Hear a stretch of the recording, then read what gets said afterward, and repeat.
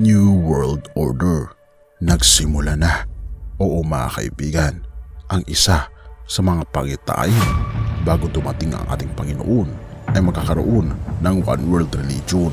At ito ay nagsisimula na. Atin itong pag-usapan mga kaibigan. Todos somos hijos de Dios. Nagbukas na nga mga kaibigan ang Abrahamic Family House. Ito ay binuksan sa publiko noong February 16, 2023 sa pamamagitan ni General Sheikh Saf bin Zayed Al Nahyan, Deputy Prime Minister at Prime Minister ng Interior, at Sheikh Nahyan bin Mubarak Al Nahyan, Minister of Tolerance and Coexistence. Ang Abrahamic Family House ay isang interfaith complex sa Saadiyat Island sa Abu Dhabi. Ito ay inspired mga kaibigan ng document ni Pope Francis about human fraternity. Ano nga ba ang document ng human fraternity? Ito mga kaibigan ay isang dokumento na nilagdaan ni Pope Francis at ni Sheikh Ahmed El Tayeb. Ang document on human fraternity for world peace and living together ay tinatawag ding Abu Dhabi Declaration o Abu Dhabi Agreement. Ito ay isang joint statement na pinirmahan ni Pope Francis ng Roman Catholic Church, ni Sheikh Ahmed El Tayeb, Grand Imam ng Al-Azhar, noong February 4, 2019 sa Abu Dhabi, United Arab Emirates. Ang dokumentong ito mga kaibigan ay nagpapanganak sa isang fraternal open discussion sa pagitan ng dalawang malaking relihiyon sa buong mundo, ang Islam at Christianity. Sila ay concerned mga kaibigan sa kung paano mamumuhay ang iba't ibang mga relihiyon nang magkakasama sa iisang lugar. Ito kaibigan ay na-constitutionalize ng Higher Committee of Human Fraternity na na-establish mga kaibigan upang i-institute at i-fulfill ang aspiration ng Document on Human Fraternity International. Ang prinsipyo mga kaibigan ng compassion at human solidarity ay binubuod nito ang isang kontekstual na pagkakaisa ng lahat ng relihiyon. Ito ay na-design mga kaibigan noong February 4 at dineclare mga kaibigan ang February 4 bilang International Day ng Human Fraternity na in-indicate mga kaibigan ni Antonio Guterres, ang United Nations Secretary General. Ang Document on Human Fraternity mga kaibigan of for World Peace and Living Together ay nag-ugat sa encyclical mga kaibigan ni Pope Francis noong 2020 na tinatawag na Fratelli Tutti, na pinapangunahan mga kaibigan ng Papa ng Roma ang pagkakaisa ng relihiyon sa buong mundo. At ginawa pa ito mga kaibigan na isang refleksyon ng isang human fraternity.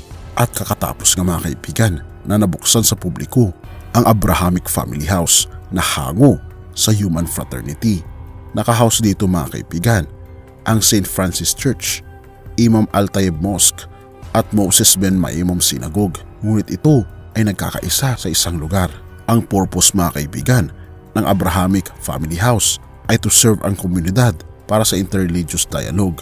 Kapalit nito upang magkaroon ng physical manifestations ang Document on Human Fraternity. At nagpo-provide ito mga kaibigan ng learning resources at space para sa worship na kung saan makikita natin dito ang coexistence ng iba't ibang relihiyon na nagkakaisa sa iisang lugar. Ang tatlong malaking structure mga kaibigan ay pinangalan sa Grand Imam ng Al-Azhar, Ahmed El Tayeb, kay St. Francis of Assisi ng mga Kristiyano at Moses Ben Maimon ng mga Hudyo. Siya mga kaibigan ay 12th century Jewish philosopher at rabbinical scholar. Kaya naman ang tatlong pangalan mga kaibigan ay Imam Al Tayeb Mosque ng mga Muslim, St. Francis Church ng mga Kristiyano at Moses Ben Maimon Synagogue ng mga Hudyo. At hindi basta-basta mga kaibigan ang pagkakagawa ng design ng Abrahamic Family House. Ito ay prepare mga kaibigan ng isang award-winning architectural at design firm, ang Adjaye Associates, na pinangungunahan ni Ghanaian British architect David Adjaye, na ipinakita niya ang proyektong ito sa isang event sa New York City. Ang tatlong cubic houses of worship ay nakaupo sa isang secular visitor pavilion at nilalayon na irepresenta ang diverse worshippers, residents at mga bisita sa Abu Dhabi. At ang layunin nito mga kaibigan ay buuin ang isang building na magpapasimula sa pag-dissolve ng kaisipan ng hierarchical differences. Dahil binabanggit mga kaibigan, sa pamamagitan nito ay magkakaroon ng universality at totality ang lahat ng mga relihiyon sa buong mundo, at ang sino man na kakalaban dito ay magkakaroon ng matinding kaparusahan. Napakaganda naman mga kaibigan ng layunin ng pagkakaisa ng relihiyon, ngunit hindi natin maitatago sa ating mga mata na ito mga kaibigan ay binanggit sa Revelation na magkakaroon mga kaibigan ng peace and unity na binabanggit mga kaibigan sa 1 Thessalonians 5 verse 3, habang sinasabi nila mga kaibigan ang peace at safety, ang pagkakaisa ng buong mundo. Then magkakaroon mga kaibigan ng sudden destruction. At hindi na rin ito bago mga kaibigan, sapagkat noong September 7, 2019 inihayag ni Pope Francis ang pagpopromote ng One World Religion, na kung saan ang mga Buddhist, Judaism, Roman Catholic, Islam ay nagkaroon ng kaisahan patungkol sa pagkakaisa ng buong relihiyon sa buong mundo.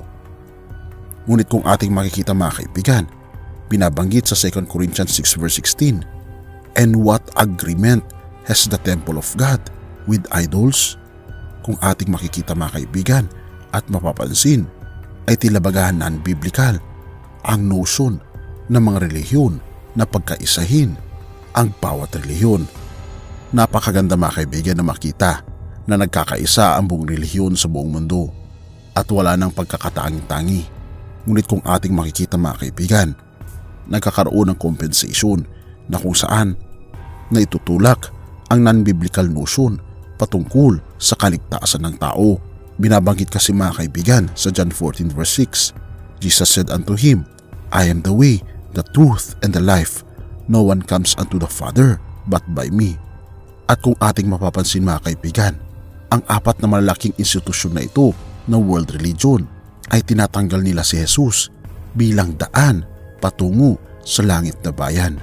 Katulad ng mga Hudyo, hindi nila kinikilala mga kaibigan si Jesus bilang Mesiya, kaya sila ay naniniwala lang sa lumang tipan at walang bagong tipan.